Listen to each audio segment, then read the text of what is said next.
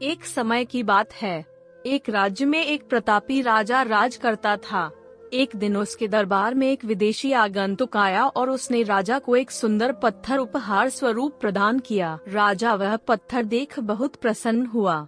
उसने उस पत्थर से भगवान विष्णु की प्रतिमा का निर्माण कर उसे राज्य के मंदिर में स्थापित करने का निर्णय लिया और प्रतिमा निर्माण का कार्य राज्य के महामंत्री को सौंप दिया। महामंत्री गांव के सर्वश्रेष्ठ मूर्तिकार के पास गया और उसे वह पत्थर देते हुए बोला, महाराज, मंदिर में भगवान विष्णु की प्रतिमा स्थापित करना चाहते हैं। 7 दिवस के भीतर इस पत्थर से भगवान विष्णु की प्रतिमा तैयार कर राजमहल पहुंचा देना। इसके लिए तुम्हें 50 स्वर्ण मुद्राएं दी जाएंगी।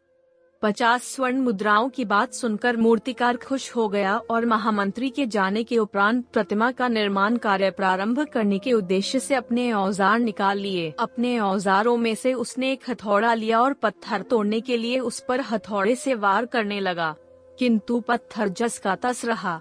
मूर्तिकार ने हथौड़े के कई वार पत्थर पर किए, किंतु पत्थर नहीं टूटा। 50 बार प्रयास करने के उपरांत मूर्तिकार ने अंतिम बार प्रयास करने के उद्देश्य से हथौड़ा उठाया, किंतु यह सोचकर हथौड़े पर प्रहार करने के पूर्व ही उसने हाथ खींच लिया कि जब 50 बार वार करने से पत्थर नहीं टूटा तो अब क्या टूटेगा। वह पत्थर लेकर वापस महामंत्री के पास गया और उसे यह कह वापस कर आया कि इस पत्थर को तोड़ना नामुमकिन है, इसलिए इससे भगवान विष्णु की प्रतिमा नहीं बन सकती।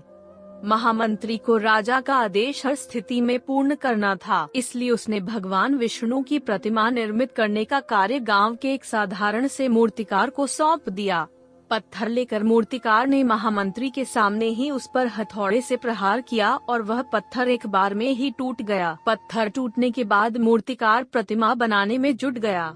इधर महामंत्री सोचने लगा कि काश पहले मूर्तिकार ने एक अंतिम प्रयास और किया होता तो सफल हो गया होता और 50 स्वर्ण मुद्राओं का हकदार बनता। मित्रों, हम भी अपने जीवन में ऐसी परिस्थितियों से दो चार होते रहते हैं।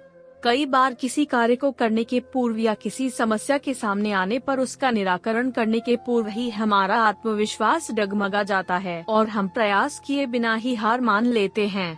कई बार हम 1-2 प्रयास में असफलता मिलने पर आगे प्रयास करना छोड़ देते हैं, जबकि हो सकता है कि कुछ प्रयास और करने पर कार्य पूर्ण हो जाता या समस्या का समाधान हो जाता। यदि जीवन में सफलता प्राप्त करनी है तो बार बार असफल होने पर भी तब तक प्रयास करना नहीं छोड़ना चाहिए जब तक सफलता नहीं मिल जाती। क्या पता जिस प्रयास को करने के पूर्व हम हाथ खींच लें वही हमारा अंतिम प्रयास हो और उसमें हमें कामयाबी प्राप्त हो जाए। दोस्तों, ऐसी ही कहानियाँ हर रोज सुनने के लिए राधा की आवाज चैनल को जरूर सब्सक्राइब करें।